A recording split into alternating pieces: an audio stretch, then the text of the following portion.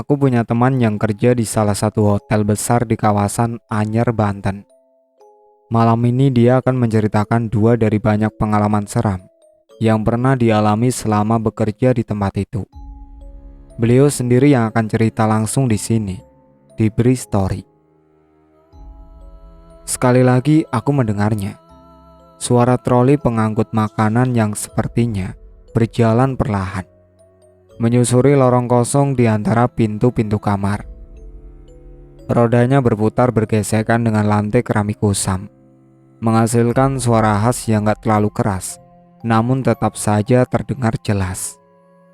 Seperti kejadian-kejadian sebelumnya, aku hanya diam mematung gak berbuat apa-apa, menunggu di dalam salah satu kamar dengan pintunya yang terbuka lebar, membuatku dapat melihat dengan jelas lorong depan. Kenapa aku hanya diam, mematung ketakutan, dan hanya terus memperhatikan lorong panjang remang itu? Toh itu hanya troli makanan yang mungkin sedang didorong oleh salah satu rekan kerja. Kenapa harus takut? Ketakutanku beralasan. Di tower ini, Tower Nakuma, beberapa kali aku melihat troli makanan berjalan menyusuri lorong kamar. Menjadi menakutkan karena ternyata troli itu berjalan sendiri, tanpa ada orang yang mendorongnya. Troli itu bergerak sendiri. Sama dengan malam ini, sudah nyaris jam 10, ketika aku sedang bertugas untuk membereskan kamar-kamar yang baru saja sore tadi ditinggalkan oleh penyewanya. Seperti yang kubilang tadi, dari dalam kamar aku hanya diam memperhatikan lorong, mendengar dengan seksama suara troli yang kedengarannya semakin lama semakin dekat ke pintu kamar, tempat di mana aku berada. Kira-kira seperti itu suaranya. Trolinya semakin dekat dan terus mendekat, membuat jantungku berdetak cepat. Sampai akhirnya, troli itu muncul di depan pintu, tapi masih sebagian. Aku baru dapat melihat bagian depannya saja, muncul dari arah kanan. Pada detik itu aku belum bisa melihat apakah troli berjalan sendiri atau ada orang yang mendorongnya. Namun, ketika baru sebagian terlihat, tiba-tiba troli itu berhenti. Berhenti tepat di depan pintu kamar. "Man!" Aku memberanikan diri untuk memanggil Rahman, salah satu rekan kerja yang sama-sama bertugas malam itu. Aku berharap dia yang sedang mendorong troli, namun gak ada jawaban. Beberapa belas detik berlalu, suasana sangat hening. Aku menahan nafas, diam gak bersuara, karena sepertinya bukan Rahman yang sedang di depan kamar. Sementara troli tetap diam di depan pintu. Tiba-tiba, troli berjalan kembali, perlahan bergerak ke arah kiri. Beberapa detik kemudian barulah aku dapat melihat troli itu secara utuh. Gak ada Rahman di belakangnya. Benar dugaanku, troli memang berjalan sendiri, tanpa ada yang mendorongnya. Bergerak perlahan menyusuri lorong kamar. Trolinya berjalan sendiri, bergerak sendiri. Perkenalkan, aku Tono, pemuda tampan kelahiran Semarang. Hehe, umurku 29 tahun. Bekerja sebagai karyawan di salah satu hotel besar di daerah wisata Anyer. Sudah 5 tahun lebih aku bekerja di tempat ini. Hotel yang cukup tua, berdiri di awal 1990-an. Seperti yang aku bilang tadi, hotel tempatku bekerja ini memang termasuk hotel besar. Memiliki 4 tower yang berdiri kokoh di dalam satu wilayah. Setiap tower memiliki puluhan kamar dan apartemen untuk disewakan. Hotel juga memiliki fasilitas lengkap. Ada kolam renang, fitness center, cafe and lounge, dan banyak lagi. Pokoknya lengkap. Berdiri persis di pinggir pantai landai berpasir putih. Pantai nyaris tanpa karang. Pokoknya kalau teman-teman sudah pernah tamasya ke Anyer, hampir pasti melewati hotel ini, karena gedungnya menjulang tinggi, tepat di sisi jalan utama. Tapi yaitu tadi, namanya juga hotel, yang sudah tergolong tua. Gedungnya ya sudah tua juga. Seperti gedung-gedung tua pada umumnya, Hotel ini juga banyak memunculkan cerita-cerita seram di dalamnya. Kami sadar, banyak bagian hotel memang sudah harus direnovasi. Salah satunya lampu-lampu banyak yang mati, menjadikan suasana menjadi remang gelap saat malam tiba. Kami juga banyak membaca di internet tentang testimoni dari orang-orang yang pernah menginap di sini. Kalau testimoni positif biasanya nggak akan terlalu kami perhatikan. Tapi kami akan sangat memperhatikan testimoni-testimoni negatif. Coba mencari tahu pengalaman jelek apa yang didapatkan oleh tamu ketika menginap. Tentu saja, yang paling menarik ketika membaca testimoni dari tamu yang pernah mengalami kejadian seram ketika menginap di sini. Iya, kejadian seram. Hotelku ini terkenal cukup horor.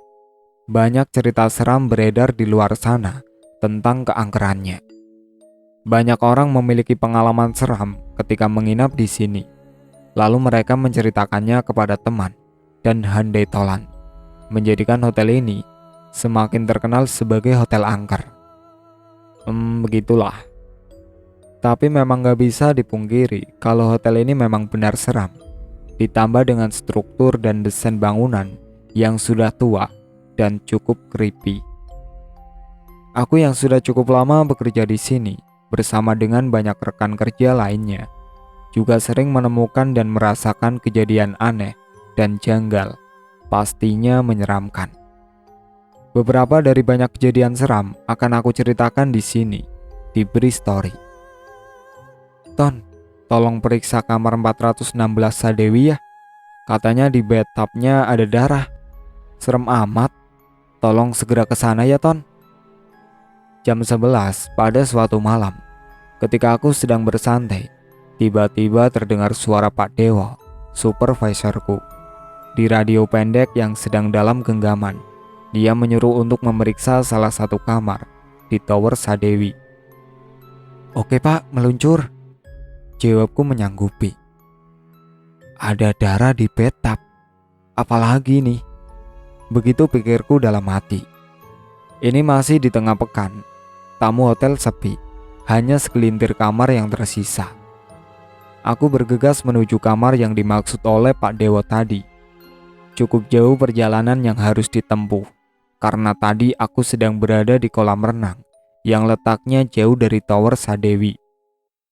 Kamar di lantai 4 letaknya hampir di ujung. Sepertinya satu-satunya kamar terisi di blok ini. Sesampainya di depan pintu, aku mengetuknya. Gak lama kemudian, pintu terbuka. Lalu muncul perempuan setengah baya berdiri dengan wajah ketakutan. Bathtub ada darahnya mas, coba tolong diperiksa, kata ibu itu setelah mempersilahkan aku masuk. Kamar yang ibu ini tempati berbentuk seperti apartemen. Terdiri dari satu kamar tidur, ruang tengah, kamar mandi besar, dapur, dan juga ada teras yang langsung menghadap laut. Oh iya, di lingkungan hotel ini juga ada kamar yang berbentuk apartemen dengan bermacam ukuran. Apartemen-apartemen ini ada yang merupakan kepemilikan pribadi, umum, tapi ada juga yang memang milik pihak hotel. Nah, ibu ini menginap di salah satu kamar berbentuk apartemen, seperti yang sudah aku ceritakan tadi. Coba saya periksa dulu ya bu. Aku bilang begitu. Sementara si ibu duduk di sofa depan TV, gak ikut denganku ke kamar mandi. Dari pintu utama, aku akan melewati ruang tengah utama, dapur, dan kamar mandi, baru kemudian sampai di kamar mandi. Aku berjalan dengan mantap ke kamar mandi untuk memeriksanya. Dalam prosesnya, ketika hanya tinggal beberapa langkah lagi sampai kamar mandi, persis di depan pintu kamar tidur, langkahku melambat. Aku melihat sesuatu. Dari sudut mata, aku melihat ada sesuatu di dalam kamar. Secara refleks, aku lalu menoleh untuk melihat ada apa gerangan. Bisa melihat langsung ke dalam karena memang pintu dalam keadaan terbuka. Ternyata, ada satu perempuan lagi sedang berada di dalam kamar. Dia berdiri menghadap TV yang dalam keadaan mati. Perempuan ini lebih muda dari ibu yang pertama aku temui tadi, berpakaian terusan panjang berwarna gelap. Badannya bergoyang perlahan ke kanan dan ke kiri karena ada bayi dalam gendongannya. Dia sepertinya sedang coba menidurkan bayi tersebut. Bayi yang kelihatannya sudah tidur nyenyak karena nggak bersuara sama sekali. Ternyata ibu tadi nggak sendirian. Begitu pikirku dalam hati. Kemudian aku melanjutkan langkah menuju kamar mandi. Sesampainya di kamar mandi, aku langsung memeriksanya. Gak ada keanehan, lampu menyala terang, lantai bersih dan kering. Handuk masih terlipat rapi di raknya. Gak ada yang aneh. Bathtub terisi air setengahnya, airnya bening dan bersih. Sama sekali gak ada darah. Aku gak menyerah, aku akan terus mencari darah yang ibu itu maksudkan. Tapi beberapa menit kemudian, akhirnya aku menyerah. Karena gak menemukan darah sedikit pun.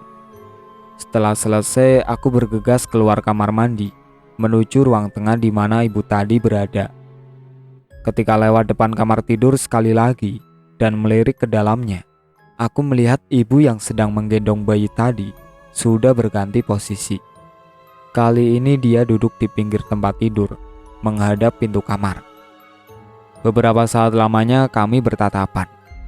Bersikap sopan, aku menunduk dan tersenyum, dengan maksud memberikan gestur permisi. Ibu itu membalas tersenyum. Kemudian aku melanjutkan langkah. Sudah saya periksa bu, kamar mandi bersih, sama sekali nggak ada darah di bathtub, airnya bening dan bersih. Ibu silakan periksa lagi, kataku kepada perempuan pertama ketika aku sudah sampai di ruang tengah. Mas, saya tadi mau mandi, bermaksud untuk mengisi bathtub sampai penuh. Tapi tiba-tiba airnya berubah menjadi merah darah, pekat dan berbau. Seram. Masa saya bohong sih mas? Begitu kata ibu itu dengan suara sedikit meninggi. Iya bu, saya sudah memeriksa seluruh sudutnya. Sama sekali gak ada darah. Silakan ibu periksa sekali lagi. Begitu ucapku lagi. Lalu dia berdiri dan berjalan menuju kamar mandi, hendak memeriksa keadaannya. Gak lama, dia kembali. Iya ya mas, kok bersih ya? Kenapa bisa berubah? Kok aneh? Dengan mimik keheranan dia menceritakan apa yang dilihatnya di kamar mandi. Ya sudah mas, terima kasih. Nanti saya hubungi lagi kalau masih ada masalah. Begitu kata ibu itu akhirnya, masih dengan mimik keheranan. Lalu aku pamit meninggalkan kamar, kembali menuju ruang tempat aku standby. Tapi sesampainya di ruangan, ketika baru beberapa menit duduk, hendak beristirahat, tiba-tiba melalui telepon, Pak Dewo menyuruh untuk kembali ke kamar yang tadi lagi. Ton, kamu yakin? Tadi meriksanya benar? Tanya Pak Dewo di ujung telepon. Benar pak, gak ada darah sama sekali. Kamar mandi bersih, jawabku. Ibu itu barusan komplain lagi, ada darah lagi di bathtubnya. Kali ini dia minta pindah unit kamar aja katanya. Kamu kesana lagi ya, kasih kamar baru aja di lantai 3. Ambil kuncinya di resepsionis, terus antar ibu itu ke kamar barunya. Begitu kata Pak Dewo panjang lebar. Oke pak, meluncur, jawabku mengiyakan. Ada darah lagi, aneh. Padahal jelas-jelas tadi kamar mandinya bersih ketika aku memeriksanya. Tapi ya sudahlah, bagusnya ibu itu pindah kamar saja. Singkatnya, setelah mengambil kunci kamar baru, aku lalu berjalan menuju kamar 416, di mana ibu itu berada, untuk memberikan kunci dan mengantarkannya ke unit kamar yang baru. Sesampainya di kamar 416, sekali lagi aku meminta maaf atas ketidaknyamanan yang dia alami. Ada darah lagi mas, mengucur dari keran ketika saya berendam, merah pekat dan berbau. Ini hotel gimana sih mas? Kok bisa kayak gini? Begitu kata ibu itu dengan wajah yang nyaris menangis. Sekali lagi kami mohon maaf bu, mari saya antar ibu ke kamar yang baru. Begitu jawabku tanpa memberi penjelasan. Kemudian kami keluar kamar, menuju kamar yang baru di lantai 3. Ibu itu hanya berjalan sendirian, sementara aku di belakangnya, membawa 2 tas besar milik si ibu. Tapi, bukannya tadi ada satu perempuan lagi dan bayinya? Dalam hatiku bertanya-tanya. Ah, mungkin mereka sedang berada di luar kamar. Begitu kesimpulanku.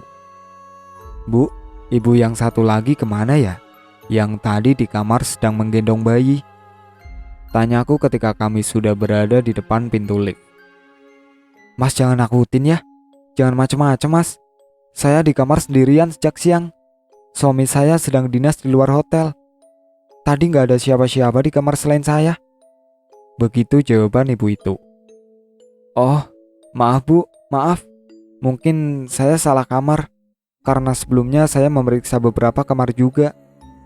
Begitu jawabku berbohong.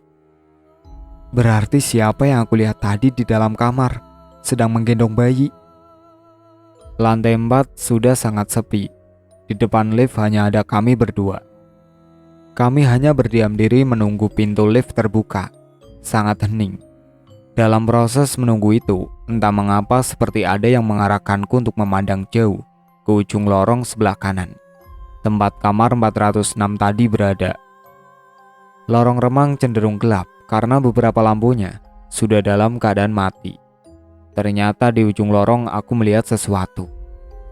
Ada sosok kelihatan, namun gak begitu jelas, berdiri diam sambil menggendong bayi. Sosok yang sepertinya sama dengan yang aku lihat di dalam kamar 416 tadi. Aku terus memandangnya, lalu dia semakin lama semakin menyeramkan, karena tubuhnya mulai bergoyang pelan, seperti layaknya ibu yang sedang menidurkan bayinya.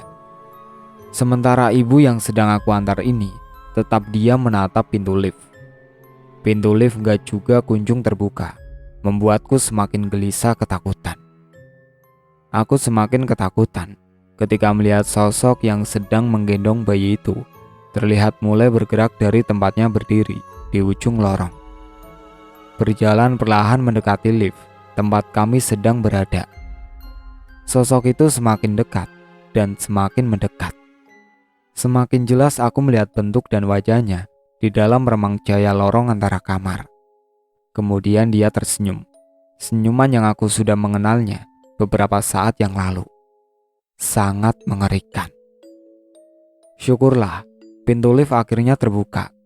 Buru-buru kami masuk ke dalamnya. Mas, antar saya ke lobi aja.